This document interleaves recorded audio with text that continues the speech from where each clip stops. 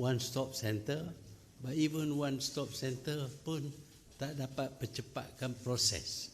So now the KSN has been instructed to reduce the number of processes and the number each agency will look into in order to reduce the time taken for giving the approval for any investment in the construction center. Of course, the other sectors also affected, but we want to reduce the processes so that we can expedite approval and therefore contribute towards economic growth. Yang keduanya ialah berkenaan dengan kemiskinan penanam padi. Penanam padi has been poor for as long as we can remember. They always require subsidy. Kalau tak ada subsidi, mereka tak boleh jadi paddy farmer. Kita telah identify beberapa perkara yang menyebabkan mereka menjadi miskin. Yang pertamanya ialah mereka mempunyai holding yang terlalu kecil untuk memberi pulangan yang baik.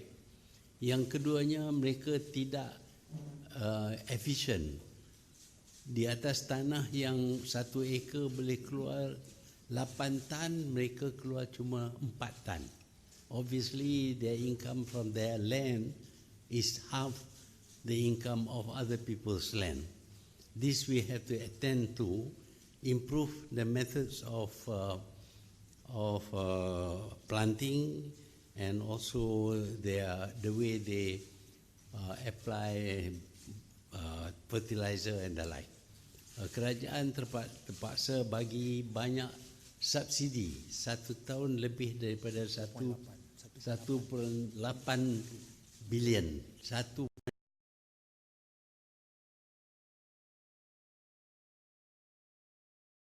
Terlalu costly. Jadi kita nak supaya mereka dapat keluar lebih banyak per acre, dan di masa yang sama kita kalau if we want to overcome paddy farmers poverty, kita tidak boleh paksa mereka hanya menanam padi. Mereka boleh ada other crops yang boleh beri pulangan yang lebih baik. Umpamanya cash crops yang mana boleh harvest 3 kali, 4 kali setahun dan memberi pulangan yang lebih baik daripada penanaman padi. Padi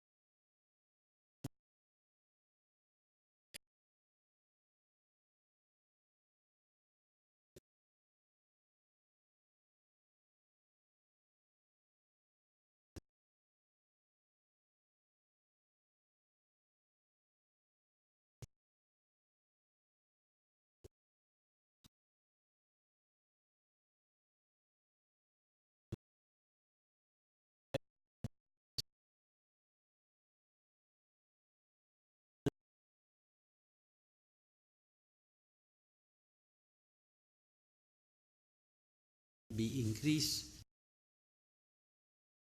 farmers. So these are the things we discuss. Kalau ada soalan boleh tanya. Saya tanya pasal latifah. The efficient farmers can make 8 tons per acre. So we want to apply their system and also other system to increase productivity per acre of the land holdings of the farmers. Secondly, if we can earn more through planting other crops like vegetable or even fruits, already in Kedah they are producing harum manis, melon, nanas and all that, this gives them a better return. Maybe they should allocate a certain part of their land to grow other crops. We import $60 billion of food per year. To reduce that, we have been concentrating on rubber and palm.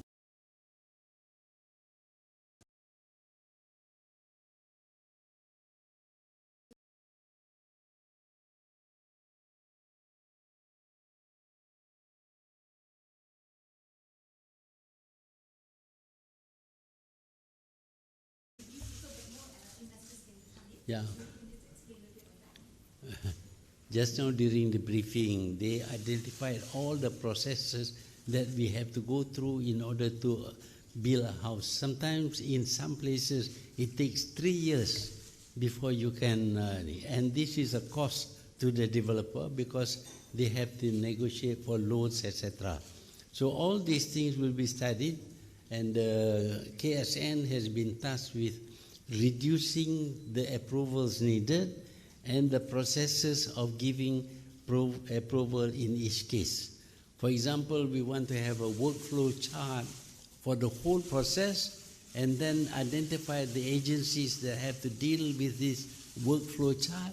They will have to do a certain number of things that will be listed, and if it is if they approve, they just put a tick. And they shouldn't care whether the other agencies approve or not. They just approve their area. Okay, Bila. Okay, terima kasih. Just one more thing on fuel subsidies. Previously, I think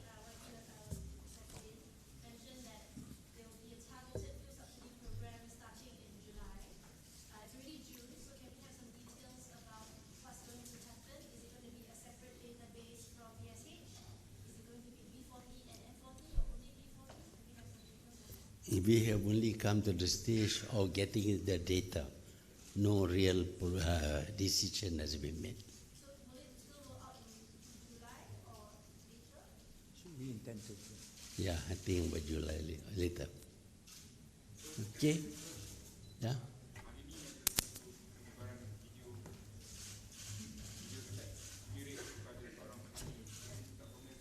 Apa ya?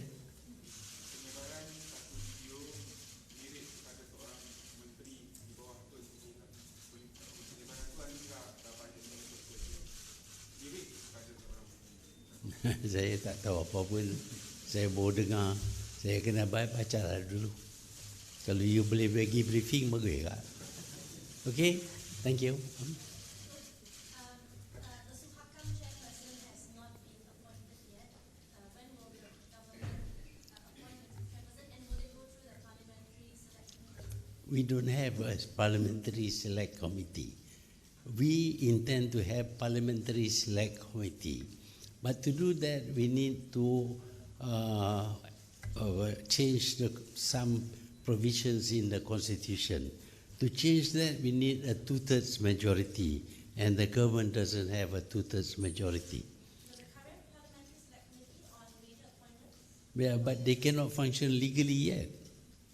So at the moment, we go to the old idea of making appointments. That is, the Prime Minister decides.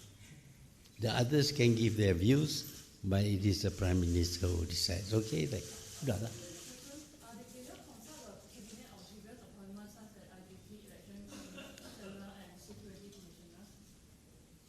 Did you consult the cabinet on your previous appointments? I'm not required to consult the cabinet. I can ask for opinions of various people, and then I decide based on the merits of the case.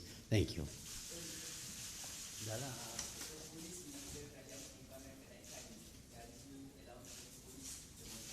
Kita fikir lah.